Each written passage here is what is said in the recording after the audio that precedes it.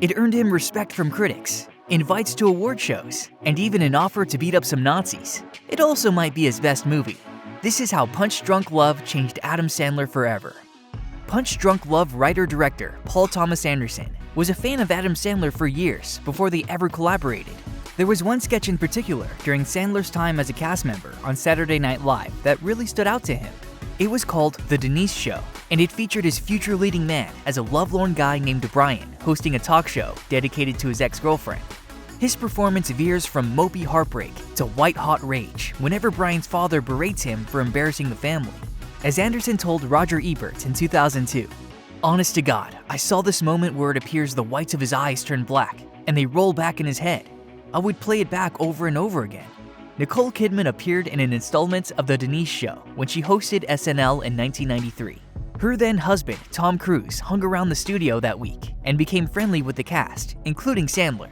Years later, while filming Magnolia, Cruise played matchmaker by calling up Sandler and putting Anderson on the phone.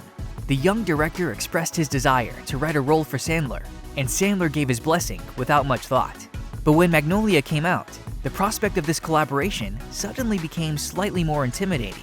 As Sandler recalled thinking on the Smart Less podcast in 2020, "I'm going to ruin his movie." Released in 1999, Magnolia is a sprawling 3-hour epic about a group of disparate Los Angeles residents. To put it another way, it was about as far as possible from what Adam Sandler's Happy Madison production company was putting out during the same time. So the thought of working with Paul Thomas Anderson was understandably daunting for Sandler. When Anderson delivered the Punch Drunk Love script to Sandler, he talked him through his hesitations. The film is much smaller in scope than Magnolia, and while the plot takes several unexpected turns, Sandler's character Barry Egan is in many ways a kindred spirit to Happy Gilmore or the Waterboy's Bobby Boucher. With his quiet loneliness interrupted by bursts of violent rage, Barry isn't so much a departure from Sandler's typical persona as a refinement. It's as if one of those Happy Madison characters wandered off the screen and ended up in the indie drama next door. By 2002, Adam Sandler had built a familiar company of regular collaborators under the Happy Madison banner. But on Punch Drunk Love, he was in a different world with people he wasn't used to working with.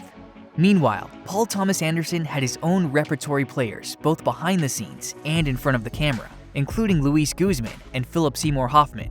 Emily Watson was a new collaborator for both Anderson and Sandler. And even 20 years later, the idea of them as romantic interests still seems incongruous. But despite his silly reputation at the time, Sandler impressed her with his work ethic and commitment. As she put it during a 2022 interview, "He is the most amazing, generous, hardworking actor. He turns up every day and is really wonderful to work with." There are moments in the film where I am sitting on my hands, pinching myself, laughing, and you can see. Anderson felt much the same way, telling Roger Ebert in 2002, "We have a really similar work ethic, kinda obsessed and consumed by it. And also, I wanted to learn from him about his attack on stuff. How does he make his movies? What are his concerns?" Philip Seymour Hoffman was one of Paul Thomas Anderson's company players from the very beginning, having appeared in his early films Hard Eight, Boogie Nights, and Magnolia. In Punch Drunk Love, he plays Dean, a mattress store manager in Utah who also operates a phone sex line with a side hustle in credit card theft and extortion. Dean's intensity stands in sharp contrast to Barry's meekness. Hoffman and Adam Sandler don't share much screen time since their characters mostly communicate by phone, but Anderson made sure to have them on set together while filming those scenes.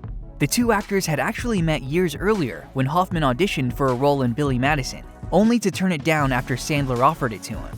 They ultimately became friends during the Punch Drunk Love rehearsal process.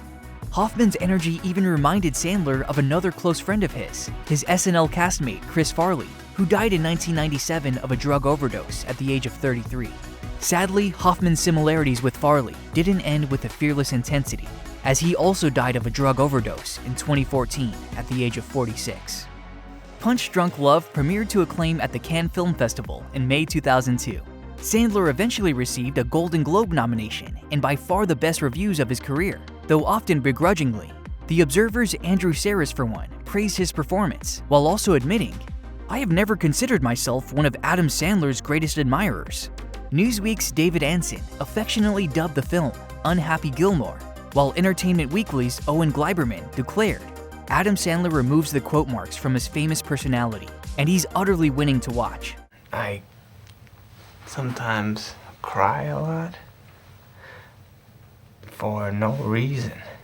Not every critic was wowed, but overall, the critical consensus was that after nearly a decade of stardom, Sandler not only had artistic ambitions, but also had the chops to pull them off.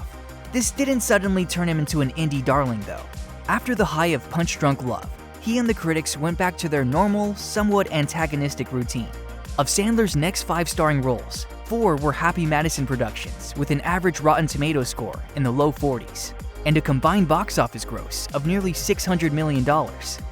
Adam Sandler's performance in Punch Drunk Love was a revelation, not just to critics and audiences, but also to other directors.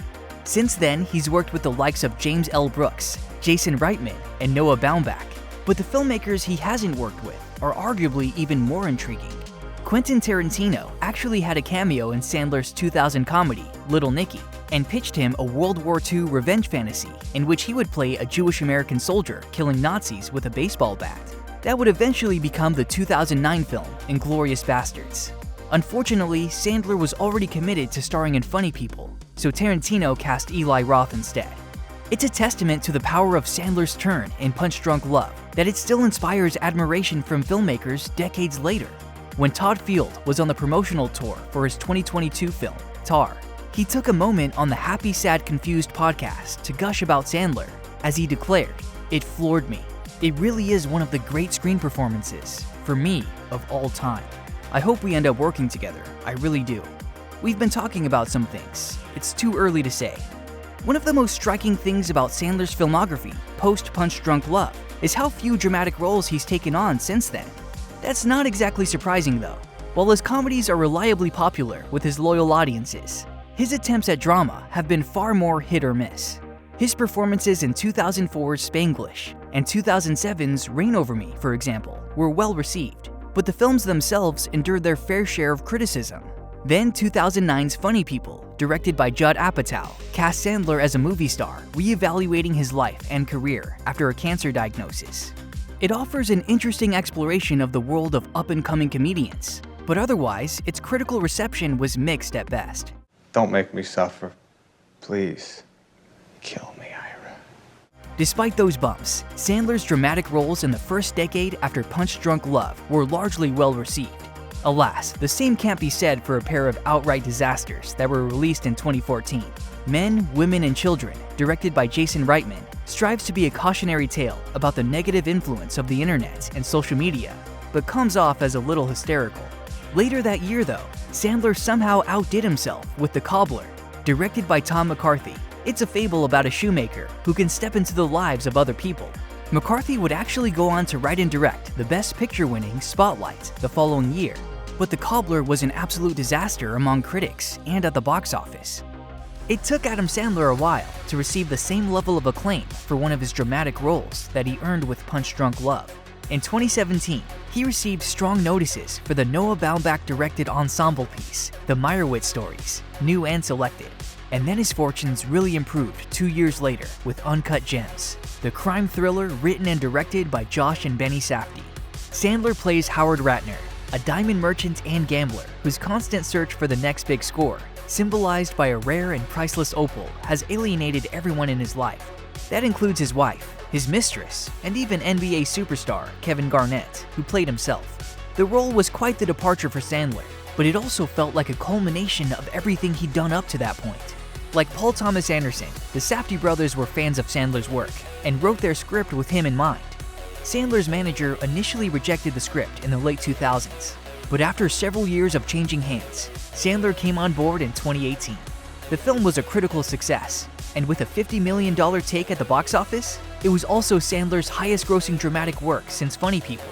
He went on to win the Film Independent Spirit Award for Best Male Lead, and also pretty much jump-started the gold-plated Furby market.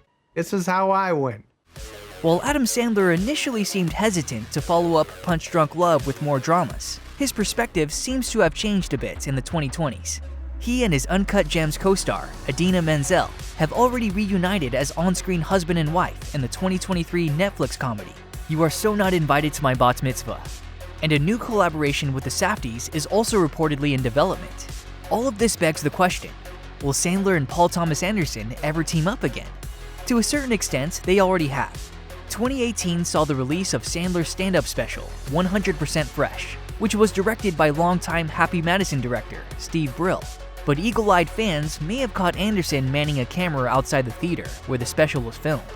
He received a special thanks in the end credits for his efforts, but anyone hoping for a more official collaboration will have to remain patient.